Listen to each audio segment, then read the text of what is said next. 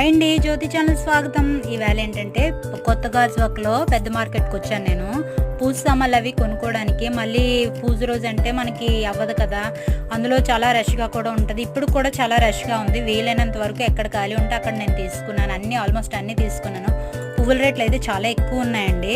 ఇంటికి వచ్చిన తర్వాత మందిరం కూడా క్లీన్ చేసుకుంటున్నాను. ఏంటంటే ముందుగానే కదా అన్నీ చేసుకోవాలి. ఎంత మనం పని చేసుకున్నా పూజ రోజు అంటూ చాలా ఎక్కువ వర్క్ ఉంటూనే ఉంటుంది.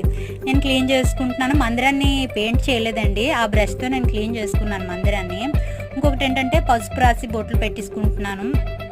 మనకి ఎప్పుడు చేసుకున్నా సరే పూజ ఉందంటే కంపల్సరీ అవి తీసుకొని క్లీన్ చేసుకుంటాం కదా.